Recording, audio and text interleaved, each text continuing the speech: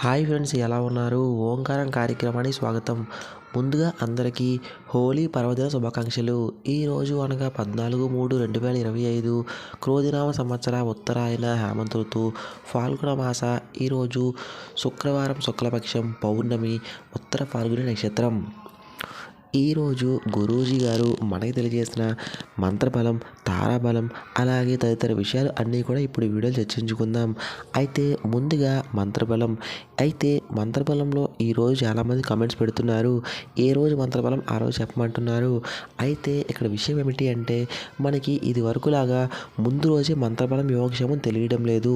అందుకే తర్వాత రోజుది తారాబలం మరియు ఉదయం పూజ చెప్తున్నాను, కానీ మంత్రబలం యోగక్షేమం మాత్రం ముందు రోజు చెప్పాల్సి వస్తుంది. కాబట్టి నేను ప్రతిరోజు కూడా ఉదయమే ఓంకారం షో అయిపోయిన వెంటనే మనకి అప్డేట్ ఇస్తూ ఉంటాను. అయితే ఈరోజు గురువారం మంత్రబలం ఏమిటి అంటే, ఓం భార్గవ్యై నమః. ఓం భార్గవ్యై నమః అనే మంత్రాన్ని గురువారం ప్రతి ఒక్కరూ అందరూ కూడా ఎన్నిసార్లు వీలైతే అన్నిసార్లు జపం చేసుకోవడం వలన మహాలక్ష్మి అనుగ్రహం కలుగుతుంది. తప్పకుండా జపం చేసుకోండి. ఇక మన సంప్రదాయం విషయంలో గురూజీ గారు మనకు చెప్పిన విషయం ఏమిటి అంటే, ఎప్పుడూ కూడా వంట చేసేటప్పుడు పరిశుభ్రంగా మనం వంట చేయాలి. అలా ఎప్పుడైతే మన చేతులు కాళ్ళు కడుక్కొని వంట చేస్తామో, పరిశుభ్రంగా ఉంటామో, మన మనసు కూడా పరిశుభ్రంగా ఉంటుంది. అలా పరిశుభ్రమైన మనసుతో ఎవరైతే వంట చేస్తారో వాళ్ళకి అన్ని విధాలుగా ఆరోగ్యం ప్రాప్తిస్తుంది. ఇక మరొకటి ఏంటి అంటే, ఎప్పుడు కూడా తృప్తిగా బతకడం అనేది మన మీద ఆధారపడి ఉంటుంది. అద్దె ఇంట్లో ఉన్నా సరే తృప్తిగా ఉన్నామంటే చక్కగా నిద్ర పడుతుంది. సొంత ఇంట్లో ఉన్నా సరే తృప్తిగా లేకపోతే మనకి నిద్ర సరిగ్గా పట్టదు.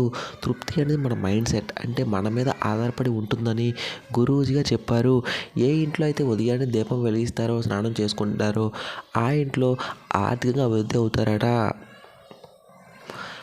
శుక్రవారం తారాబలం అంటే రేపటి తారాబలం ఏమిటి అంటే, అశ్విని మఖ మూల నక్షత్రం వరకు విపత్తార ఉంటుంది. కాబట్టి చాలా జాగ్రత్తగా ఉండాలి. డ్రైవింగ్ చేసేటప్పుడు, బయటికి వెళ్ళేటప్పుడు జాగ్రత్తగా ఉండండి. భరణి పుబ్బ పూర్వషాఢ వీళ్ళకి సంపత్తార ఉంటుంది. కాబట్టి ఏదైనా పని చేపడితే అందులో ఆర్థికంగా అభివృద్ధి కనిపించవచ్చు. కృతిగా ఉత్తరాషాఢ నక్షత్రం జన్మతార. కాబట్టి ఆరోగ్యపరంగా జాగ్రత్తగా ఉండాలి. రోహిణి హస్త శ్రవణ వీళ్ళకి పరమమిత్రతార. ఏం చేసినా సరే అన్నీ కలిసి వస్తాయి. ఇక మృగశిర చిత్త ధనిష్ట వీళ్ళకి మిత్రతార. అన్ని విధాలు కూడా శుభం జరుగుతుంది, చేసినవన్నీ కలిసి వస్తాయి. ఇక ఆరుద్ర స్వాతి శతభిష వీళ్ళకి నైదవతార. కాబట్టి కొంచెం జాగ్రత్తగా ఉండాలి. బయటికి వెళ్ళేటప్పుడు కూడా జాగ్రత్తగా ఉండండి. పునర్వసు విశాఖ పూర్వ భాద్రపద వీళ్ళకి సాధకతార. ఏదైనా పని మొదలు పెడితే అందులో విజయం సాధిస్తారు. ఇక పుష్యమి అనురాధ ఉత్తర భాద్రపద వీళ్ళ ప్రత్యేక తార ఉంటుంది. కాబట్టి జాగ్రత్తగా ఉండాలి. రోజంతా కూడా శత్రువులు అలాంటి వాళ్ళు ఉండొచ్చు. అన్ని విధాలు కూడా జాగ్రత్తగా ఉంటే మంచిది. ఇక ఆశ్లేష జ్యేష్ఠ రేవతి వీళ్ళకి క్షామతార. రోజంతా కూడా బాగానే ఉంటుంది. అన్ని విధాలు శుభం జరుగుతుంది. అందరూ కూడా జాగ్రత్తగా ఉండండి. ఇది శుక్రవారం అంటే రేపటి తారాబలం. ఇక రేపటి ఉదయం పూజ. శుక్రవారం ఉదయం పూజ ఏంటి అంటే, శుక్రవారం మనకి హోలీ ఉంటుంది, ఆల్రెడీ మనకు తెలుసు. ఇలా ఈ హోలీ పర్వదినం రోజున ఉదయాన్నే మనం మహావిష్ణువుని పూజించాలి. మహావిష్ణువుకి అంటే మన ఇంట్లో ఉండే ఏదైనా విష్ణుదేవం అంటే మహావిష్ణువు, కృష్ణుడు, రాముడు, వెంకటేశ్వర స్వామి ఇలా ఏదైనా మహావిష్ణువు స్వరూపమైన దేవతకు మనం చక్కగా పూజించి దీపాలు వెలిగించి లక్ష్మీనారాయణ హృదయ స్తోత్రం పారాయణం చేసుకోవడం వలన భార్యాభర్తల మధ్య సఖ్యత లభిస్తుంది. కుటుంబంలో ప్రేమ ఆప్యాయత అనేవి పెరుగుతాయి. అదేవిధంగా ఉదయాన్నే మనం కృష్ణాష్టకం కానీ మధురాష్టకం కానీ పారాయణం చేసుకోవడం వలన ఆ కృష్ణుని యొక్క అనుగ్రహం మనకు కలిగి ఆనందకరమైన జీవితం ప్రాప్తిస్తుంది, సత్సంతానం మనకి ప్రాప్తిస్తుంది.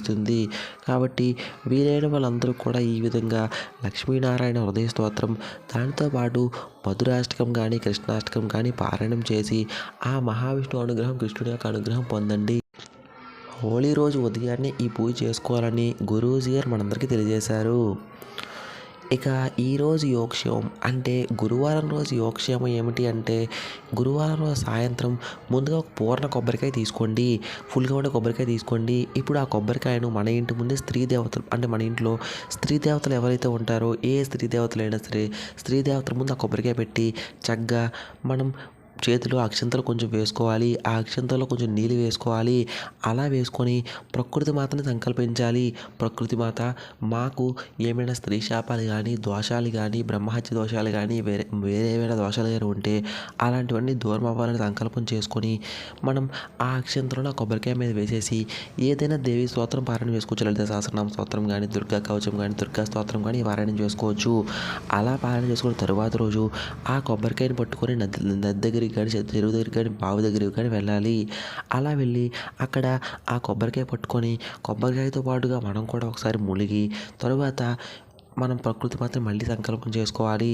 నేను మాకు స్త్రీ శాపాలు, దోషాలు, బ్రహ్మహత్య దోషాలు, వేరే ఏమైనా దోషాలు ఉంటే మీకు సమర్పించుకుంటున్నాను అని చెప్పి ఆ కొబ్బరికాయని అదే నదిలో, అదే చెరువులో, అదే బావిలో వదిలేయాలి.